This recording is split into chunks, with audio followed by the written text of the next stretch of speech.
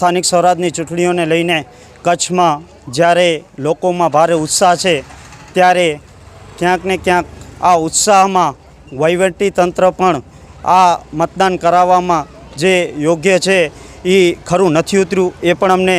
જમીની સ્તરે દેખાઈ રહ્યું છે કે SIR બાદ આ પ્રથમ ચૂંટણી હતી જ્યાં હું વોર્ડ નંબર 1ની વાત કરું ભુજમાં તો એવા પણ સમસ્યાઓ આવી છે કે જ્યાં વહીવટી તંત્રના લોકોને જ ખબર નથી કે સિનિયર સિટીઝનને તમને અંદર સુધી જવા દેવું પડશે। હું મુસ્લિમ હાઈસ્કૂલની વાત કરું તો ત્યાં કને 300 મીટરની ઉપરથી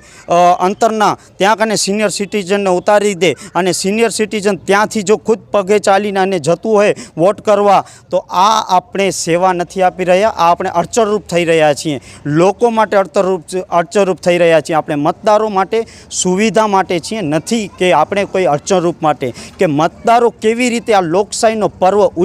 ઉજવી શકે અને લોકશાહીના આ પર્વમાં મતદારો સામેલ થઈ શકે। પરંતુ ક્યાંક ને ક્યાંક સત્તા પક્ષની હોય કે ક્યાંક ને ક્યાંકના કોઈ દબાણ હેઠળ હોય કે કેવી રીતે વોટિંગ ધીમી થાય તે માટે તમામ પ્રયત્નો આ વોર્ડ નંબર 1માં કરવામાં આવ્યા છે અને એ અમે પોતે જોયું છે। જ્યાં મુસ્લિમ હાઈસ્કૂલનો ગેટ બંધ કરી દેવામાં આવતું હોય, સિનિયર સિટીઝન અંદર ન જઈ શકતા હોય ત્યારે માને 3 ફોન કલેક્ટર સાહેબને કરવા પડતા હોય ત્યારે જવાબદાર અધિકારીઓને ખબર હોવી પડે, નિયમની ખબર હોવી પડે। એ લોકોને ખુદને નિયમની ખબર નથી, કાયદાની ખબર નથી કે સિનિયર સિટીઝન જો મતદાન પણ કરવા આવે તો એની પણ લાઈન હોય તો ત્યારે પણ એને આગળ લઈને આપણે જવું પડે। એ લોકોને નિયમની ખબર નથી ત્યારે આવા ડોફાઓ,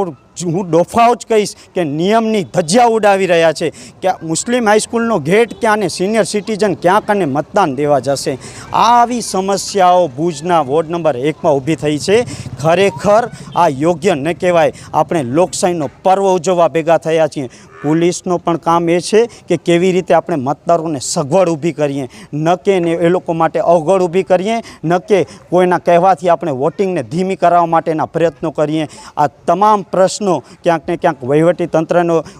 થઈ રહ્યા છે। તેમ છતાં લોકશાહીના પર્વ ઉજવવા માટે જે જનતાએ જો ઉત્સાહ દેખાડ્યું છે, હું ખરેખર અહીંથી આ જનતાને પણ સલામ કરીશ કે તમે આ લોકશાહીના પર્વમાં સહભાગી અને સાથીદાર બન્યા છો અને અમને વિશ્વાસ છે કે 28 તારીખના જ્યારે મતદાન પેટીઓ ખુલશે ત્યારે વિશ્વાસ અને વિજય સાથે ઇન્શાઅલ્લાહ MIM પાર્ટીનો વિજય થશે એવી મને આશા છે। હાલે હજી અડધું કલાક જેવું બાકી છે ત્યારે વોર્ડ નંબર 1ની વાત કરું તો અંદાજિત 60% આસપાસ મતદાન થઈ ચૂક્યું છે અને હજુ પણ બાકી છે સમય, તો